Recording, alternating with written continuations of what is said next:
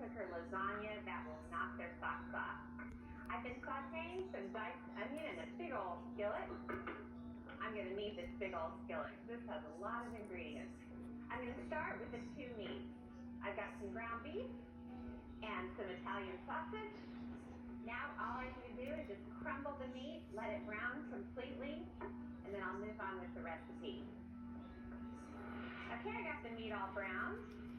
Now I'll move forward with the rest of the ingredients for the meat sauce. I've got a big old can of diced tomatoes and I'm adding the juice. The lasagna is going to need plenty of moisture when it's in the slow cooker, so I don't drain any of this. Another small can of diced tomatoes. And then I love that rich tomato flavor, so I'm going to add a can of tomato paste. I've got the tomatoes stirred into the meat, so I've got some seasoning to add, starting with garlic, of course. You can't make lasagna without fresh garlic. Some salt and pepper. And this has a nice mix of fresh and dry spices. I'm going to start with some dried oregano. And then I'll chop up some basil and parsley and add that in. Okie doke. The fresh herbs are all chopped up. So I'm going to leave some aside for the cheese mixture for the lasagna. And I'll add some in here. You can't beat fresh parsley and basil. Turn the heat off, and that's the meat sauce. The second step for the slow cooker lasagna is making the cheese mixture. And this cheese mixture is mighty, mighty cheesy. It's got 3 cheeses to be exact. I've been grating up some fresh Romano cheese.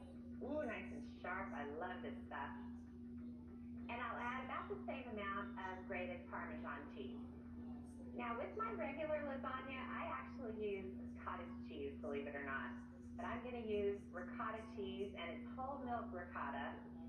I'm going to add most of this container. I need 3 cups, and then I have a couple of eggs, which helps kind of bring everything together in the slow cooker. And the rest of these beautiful, beautiful herbs. Then all I need to add is salt and pepper. That's the cheese mixture. Now all that's left is assembling it, and then it takes a little time to cook.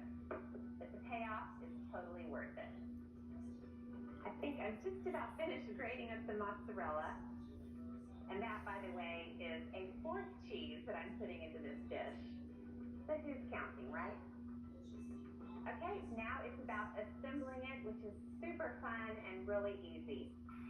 I'm just going to spray the slow cooker all over the inside with some cooking spray. I'm going to start by putting some meat sauce in the bottom of the slow cooker. I'll add about 1/4 of the sauce. I've got 1 regular sized noodle and I'm putting it right in the center. And then I snapped a couple of smaller sizes, just broke off the ends so they would fit. So I'll put a couple that are slightly shorter, overlapping the big one. And then I've got some shorter ones, and those will go on the outside.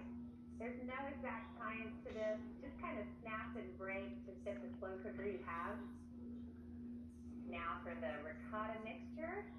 Okay, the mozzarella goes on next. The layers start all over again.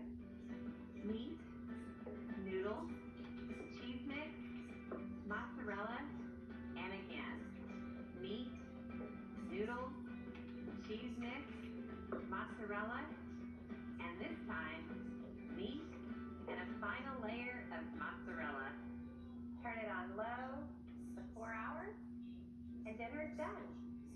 I'll let the lasagna sit for about 30 minutes with the heat off. And that, my friends, is officially a make-ahead marvel.